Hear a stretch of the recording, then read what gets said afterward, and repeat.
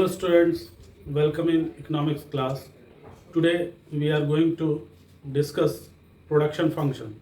First of all, we will see what is the definition of production.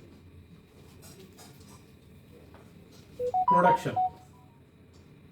Man cannot create material things in the mental and moral world. Indeed, he may produce material things, he really produce utility.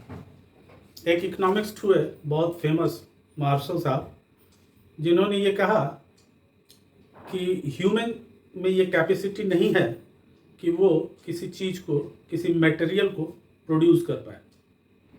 Material आप समझते होंगे, जिसको हम लोग ज़मीन के नीचे से डग करके निकालते हैं, जैसे iron, gold, silver, aluminium, zinc, ये तमाम तरह के मटेरियल्स हैं। तो इनको ये ऑलरेडी अर्थ के नीचे एग्जिस्ट करती हैं, इनको हम लोग प्रोड्यूस नहीं करते, ये ऑलरेडी गॉड गिफ्टेड हैं। तो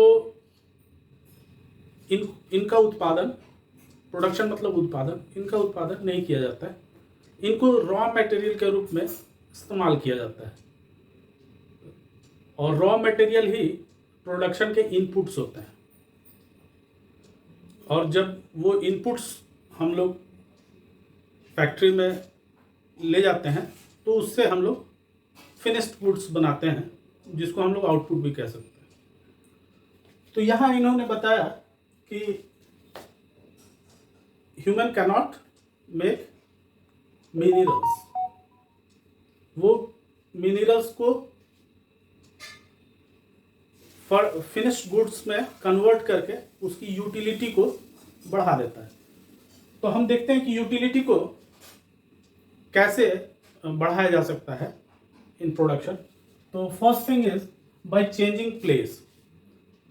अगर एक कोई खदान है जहाँ पे आयरन ओर्स मिल रही हैं, तो उन आयरन ओर्स को निकाला जाएगा, तब तक उसकी यूटिलिटी नहीं है। लेकिन जैसे ही वो फैक्ट्री में आ जाएगी, तो वो एज अ इनपुट यूज होने लगेगी, और वहाँ पर उसकी यूटिलिटी इंक्रीज कर जाएगी, बढ़ जाएगी, और वो एक फर्नेस गुड बनाने के लिए तैयार हो जाएगा।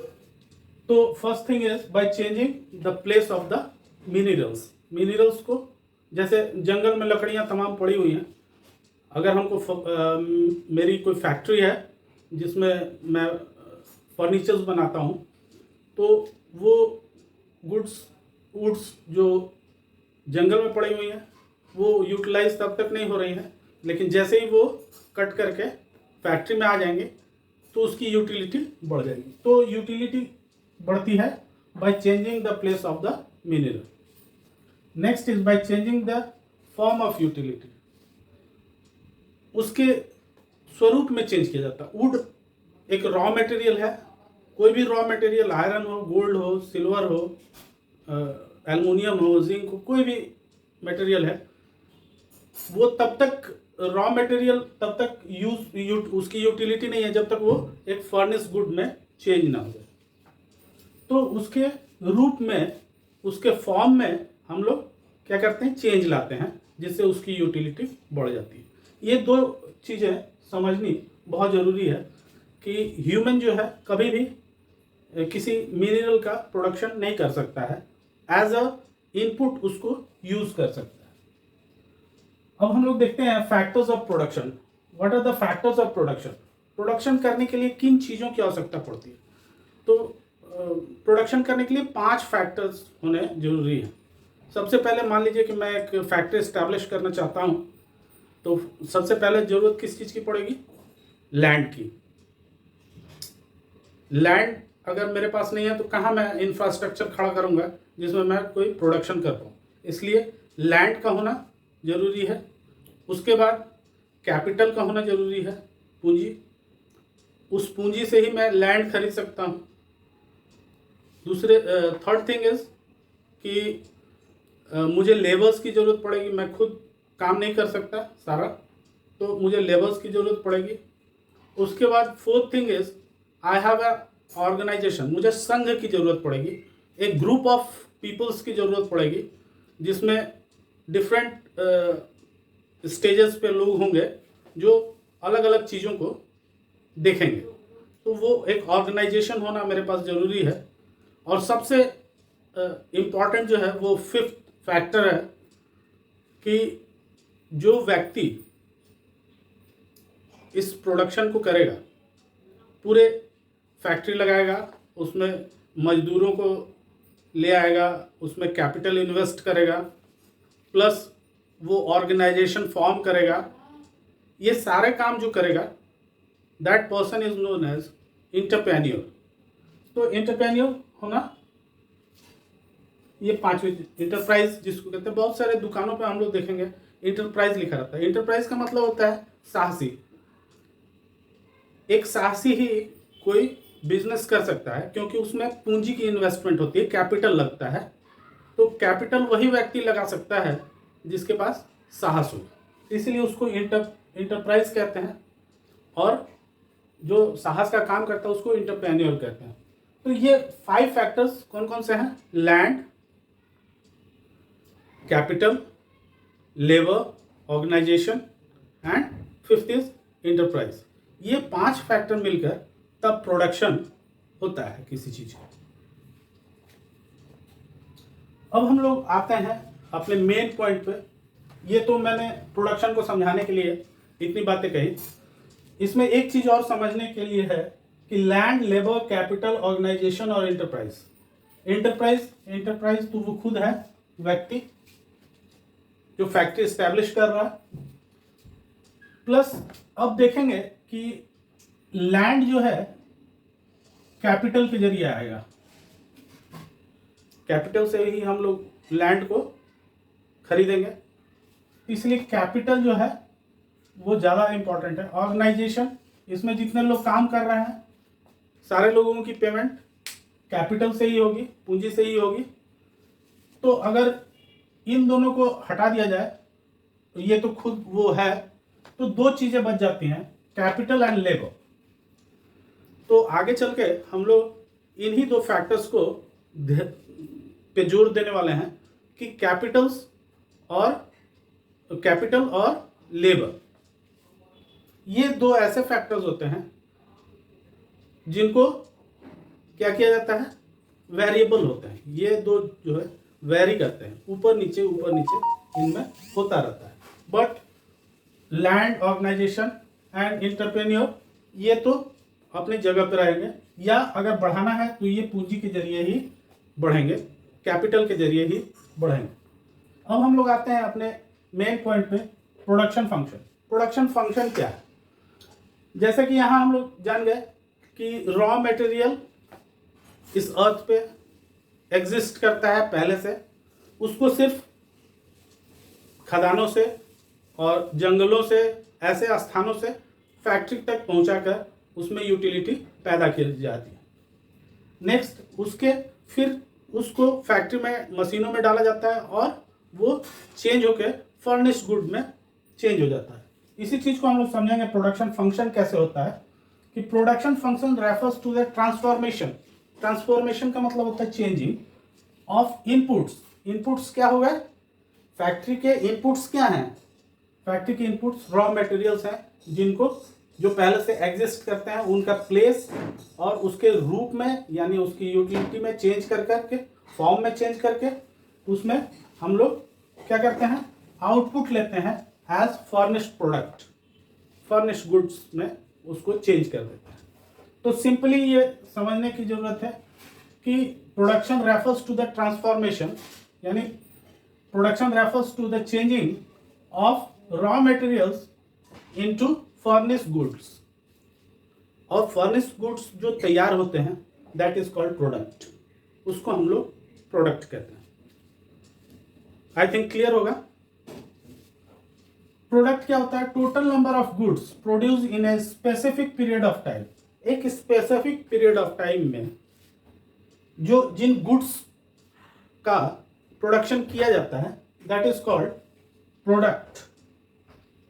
यानी प्रोडक्ट मीन्स आप कहिए फर्निश्ड गुड्स, या आप कह सकते हैं कि आउटपुट, इनपुट आउटपुट जो भी कहें आप, प्रोडक्ट कहें, फर्निश गुड कहें, आउटपुट कहें, सब सही है।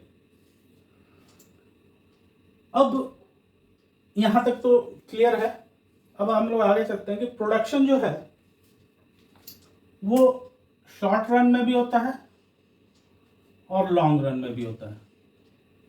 शॉर्ट रन में टाइम फिक्स होता है, कोई भी टाइम हो सकता है, 1 साल, 2 साल, 6 महीने, 2 महीने, है ना, उसमें स्पेसिफाइड होगा, वो उसकी जानकारी होगी कि टाइम निश्चित है।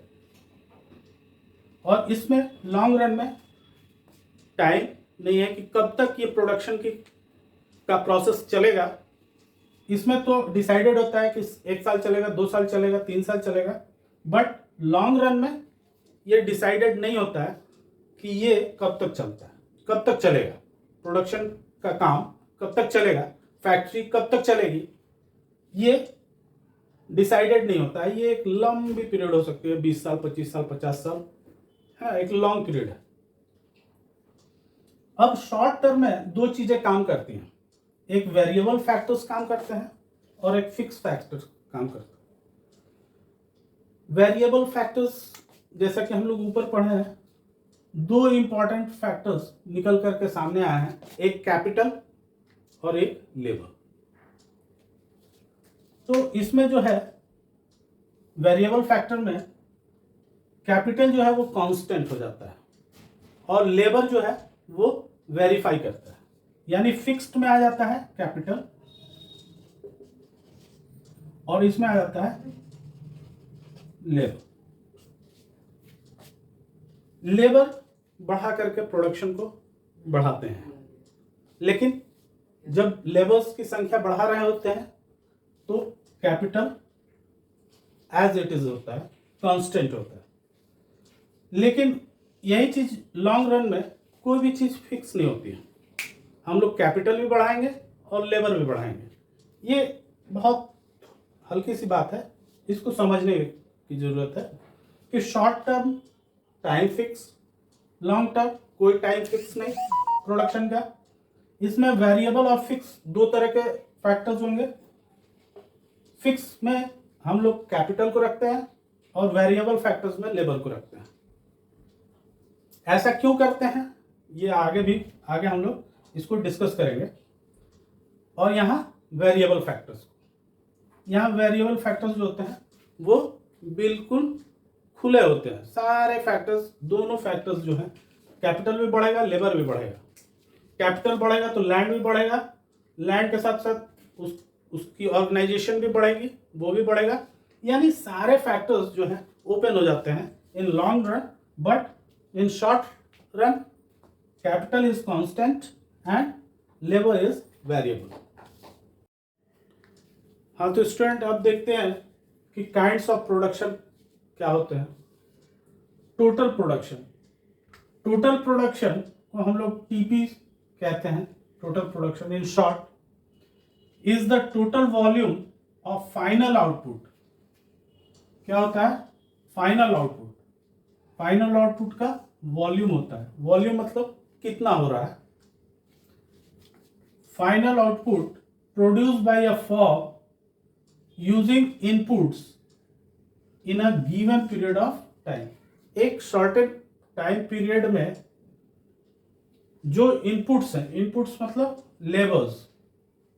लेबर्स की संख्या मान सकते हैं हम लोग इनपुट्स। तो इनपुट्स लगाने पर क्या वॉल्यूम फाइनली आउटपुट के रूप में मिलता है, that is called total product. इससे हम लोग देखेंगे शेड्यूल से। यहाँ मैंने लेबर्स के नंबर्स ले लिए हैं 1 2 3 4 5 और ये टोटल प्रोडक्ट मान लिया गया है। सपोज कर लीजिए कि फर्स्ट लेबर लगाया जाता है तो आउटपुट 20 मिलता है, सेकंड 40, थर्ड 90, फोर्थ लेबर पे 120 और फिफ्थ लेवल पे 150। ये धीरे धीरे बढ़ता ही जाता है। जैसे जैसे हम लोग लेवल्स की संख्या बढ़ाएंगे ये टोटल आउटपुट बढ़ता जाएगा। अब हम लोग देखते हैं सेकंड एवरेज प्रोडक्ट, जिसको हम लोग एपी कहते हैं, average product in short refers to the average output produce by each input. प्रत्येक इनपुट से, इनपुट ये हो गया, इनपुट मिल गया हम लोग को, ये इनपुट हो गया लेबर। प्रत्येक इनपुट से क्या एवरेज आउटपुट हम लोग को मिल रहा है, तो इसको इस फॉर्मूले से हम लोग कैलकुलेट करते हैं। AP equal to TP by Q। Q क्या है? Labour quantity. तो यहां हम लोग निकाल के देखते हैं। 1 लेबर 20, तो ये भी हो जाएगा 20। ये 40 divided by 2 20, 90 divided by 3 is 30, 120 divided by 4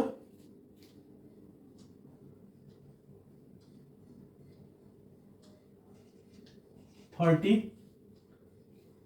fifth 150 divided by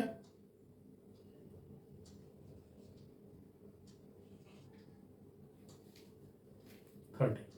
इस तरह हम लोग एवरेज प्रोडक्ट को निकाल लेते हैं इस फॉर्मूले से। अब हम लोग नेक्स्ट देखते हैं marginal product. Marginal product is the change in output resulting from employing one additional unit of particular input. Additional unit, marginal जहां शब्द आ जाता है वहां एडिशनल हो जाता है कि अगले एक यूनिट बढ़ाने पर कितना जो है वो इनपुट एक बढ़ाते हैं तो उसका क्या रिजल्ट आता है, ये मार्जिनल प्रोडक्ट होता है। मार्जिनल प्रोडक्ट को हम लोग MP equal to TPN minus TPN1 से कैलकुलेट करते हैं। तो TP क्या है? Total product minus total product का अगला unit, next unit, additional unit, उसको TPN1 बोलेंगे। तो यहाँ 20 है तो ये भी 20 हो जाएगा। मान लीजिए कैलकुलेट करते हैं इसको, 20 हो गया। सेकंड में क्या हुआ? ये 20, ये 40 माइनस करेंगे कितना आएगा? 20। इसमें माइनस करेंगे इसको 40 को, आएगा 30, सॉरी 50। अब इसमें से इसको करेंगे तो आएगा 30, इसमें से इसको करेंगे तो आएगा। इस तरह हम लोग माइनस करके हर अगले एडिशनल यूनिट को प्रीवियस यूनिट से माइनस करके मार्जिनल प्रोडक्ट पा सकते हैं। तो आज के लिए बच्चों इतना ही। आप लोग को अच्छा लग रहा हो तो जरूर लाइक और सब्सक्राइब कीजिएगा। Thank you.